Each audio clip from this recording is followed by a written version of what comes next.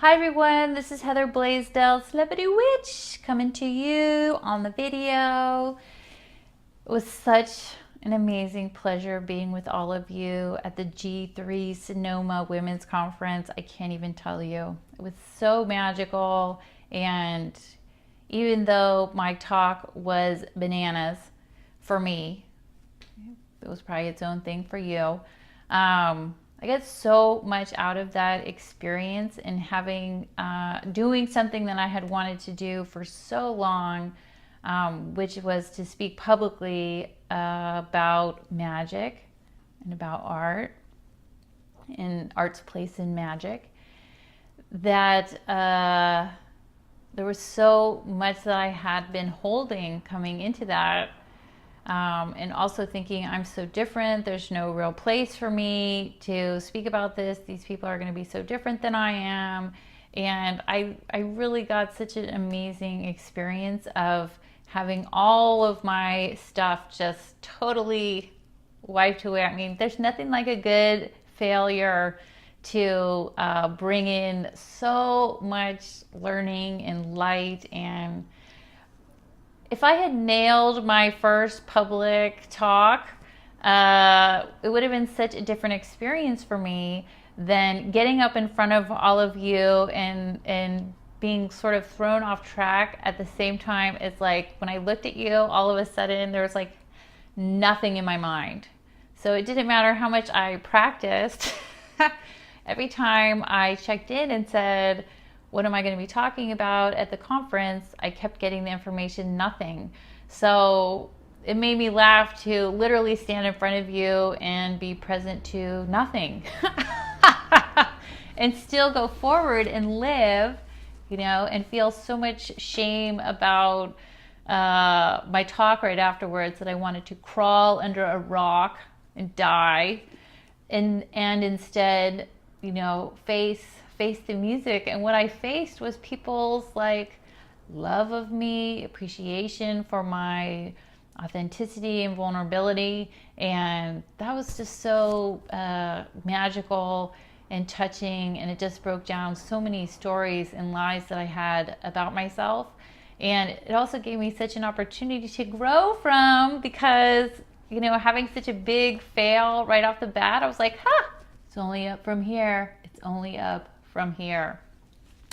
So I'm going to tell you a couple ways to use divination, the art of dipping in, to the mystery below the mind, right? What's below your mind will blow your mind. Using symbols or pictures, right? So this is from the Tarot Handbook by Arrien. In any kind of inner work, whether it be in dreams, meditation, contemplation, guided imagery, or creative visualizations, symbols appear to us as signposts or keys, and they function as containers, revealers, or concealers of meaning to enable us to penetrate deeper into the mystery of life, right? You couldn't use a little penetrating into the mystery of life, right? 96% mystery. Okay. So one of the ways I do my divination is with a tarot deck. This is the Thoth deck. The images were painted by Lady Frida Harris. And Arrien does an amazing job at putting a book together based on these images and based off of her own work as a cross-cultural anthropologist. So I highly recommend both the deck and her book, as well as this other deck that I use quite a bit. It is the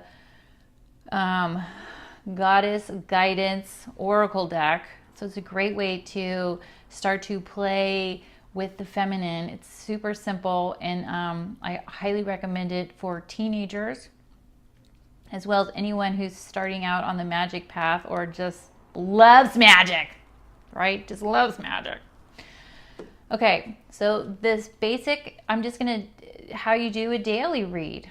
I often recommend just doing one card a day as a good way to get started. And I use cards in my readings for clients.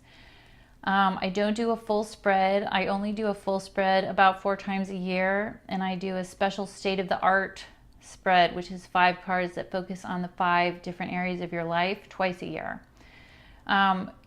What happens if you I'm not even gonna go there. So what I'm going to show you is basically you go to a bookstore or online. You love the images of the, if you don't like either of these decks, just find one that you do like.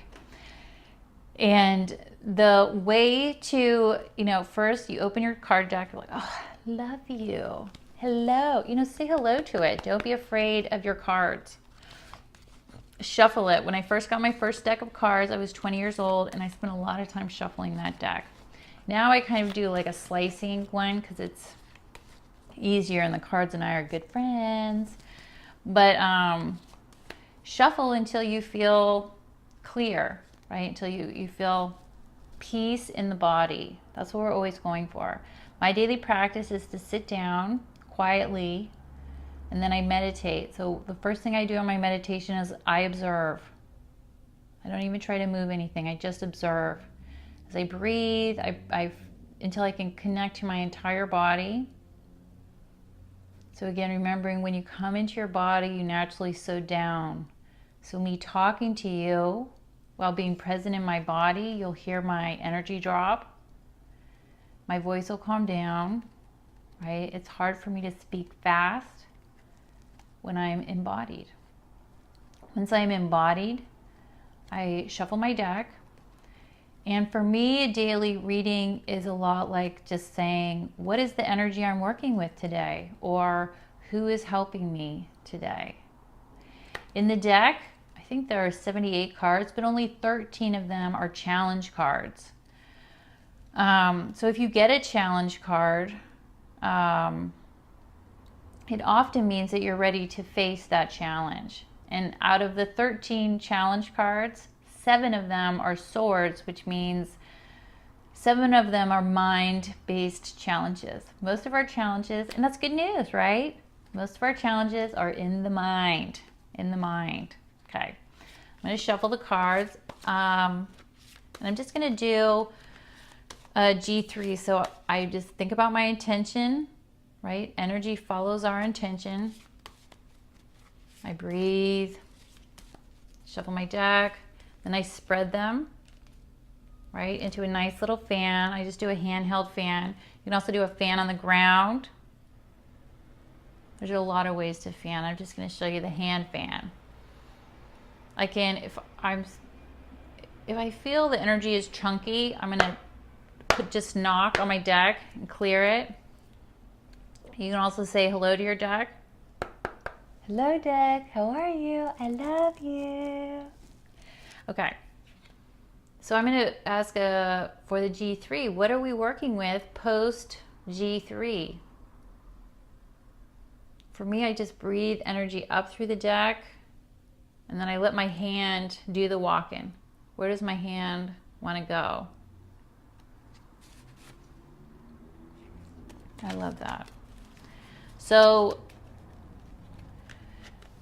the card that I chose is the 2 of Swords. And you know what? You can just look at the card. What does that card feel like for you?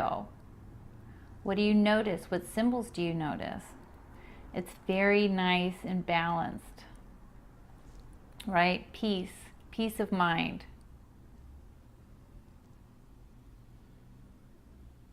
The 2 is also associated with the High Priestess, right? Walking the path of intuition, self-resourcefulness, being connected, 1 foot at a time. The Priestess energy is an energy that walks with the mystery, walks with the mystery. She's not trying to get out ahead of where she is. She's being present, right? So if this was my card, I would just take that quality with me into my life, and I would notice what shows up that day. And can I hold peace of mind in mind, right? Okay, so with the Goddess deck, again, I usually draw a Goddess and a Tarot. But there's runes. I mean, I could just do a whole tour of decks right now. You can also do this with your kids' flashcards. I mean, you can get your symbols, because it's about connecting body and spirit and seeing what shows up, right? So for the G3 conference, what goddess is assisting us in the big picture post-conference? I just see where my hand is drawn. That's a good one. Sedna, infinite supply. You are supplied for today and all of your tomorrows. So if I'm going to hold that energy in my consciousness, I'm going to be noticing where I'm not in infinite supply, where I feel like I'm tight, or that there's not enough, or sometimes I have to like secure the boundaries, versus there's plenty. There's plenty. How can I relax into this? How can I walk with this energy within my system during my day? And those are a couple different ways to use divination just on a daily basis, right? In these interesting times, right? Not good, not bad, just interesting. One thing you can do with your divination is you might be considering multiple options, right? You could shuffle your cards, think about what you want to get clarity on. Like if you have two different paths, then you can draw one card for one path and one card for the other path. And for me personally, I often will get good news either way, right? Oh, looks good either way. Then what I do is I can either draw a second card to elaborate if it's not clear which way I'm going, or I can think about what energy I'm working with in my life, right? And which card is more attuned with that, right? Sometimes there's a new direction that wants to open up, which like, oh my God, that sounds so exciting. But if it's it's almost like the toilet metaphor. If it's mellow, if it's yellow, let it mellow. Like if there's nothing really strong there, it might not be time to make a choice yet.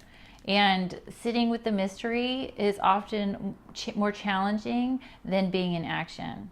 So play with what you're working with. I know that everyone brought home little prayer flags, as I did. And let the magic work with you. Let the magic work with you. Okay, I think that's it for a little divination tutorial. I hope you enjoyed that. And if you have any questions or interested in magic or psychic development, check out Memories of Magic on my website, heatherbleasdell.com. Or I also did a very reduced price for my readings. So if you would like to do a reading with me and talk about what your magic is, what your lifetime symbol is in the tarot, and how that relates to where you are in your life and where you want to be going, check it out. Give me a call. And again, thank you so much for your time and attention at the conference. It was fantastic to meet you, and I look forward to more. Have a great day. Yes, pity about that. Whatever you think, it just goes to show you, don't be quick to judge.